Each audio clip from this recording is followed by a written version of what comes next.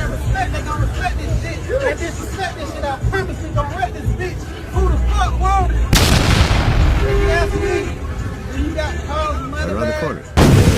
Shout out to Ralo, man. Shout out to him. Me and him did, I think, a couple of interviews. And me and him were actually really cool. Like I remember after one of the interviews, you know, that there was a title on it that was a little bit over the top.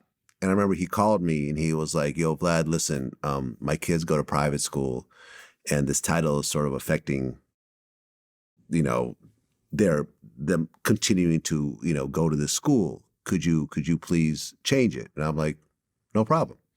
He didn't call me up like, yo, you better fucking change it or else. No, like, yeah, he's respectful. as much of a, you know, as a street guy as he's known to be, he called me very politely and asked me if I could do it. He didn't demand it. There was no tough talk.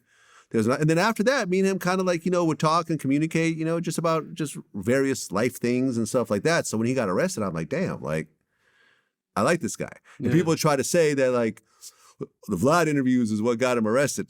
Vlad interviews had nothing to do with the shit. They always try to say that. They try to say that. I mean, he got arrested for, you know, transporting a bunch of weed on private planes. Yeah.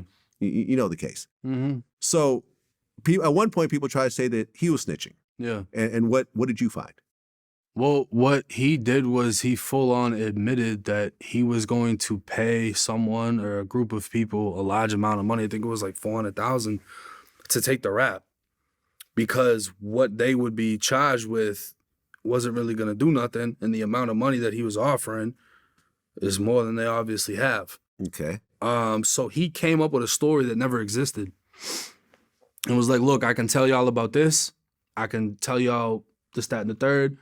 They got this, they got that, whatever, whatever. And the feds were like, we don't care about that. We want to know about these shootings. We want to know about what's going on with this shit. He wasn't willing to talk about that. So none of it ever happened. The person that he had that was gonna take the money to go down for some shit, that he's like, yo, yeah, I know this person's selling this, that, and the third. None of the person ain't even selling it, but that person's gonna be like, yeah, I was doing that. Okay. Just to take it, and he was gonna try to come up with some fugazi shit to give the feds something to get a reduction. It never went through. But at the same time, his paperwork clearly states his case took so long, all of his co-defendants were already sentenced before it came time for him to actually be able to cooperate. So nothing he could have gave would have affected anyone because all of them were already sentenced. Okay. So he never snitched on anyone in his case. He tried to come up with some fuck shit, put it on somebody that was willing to accept money. That fell apart.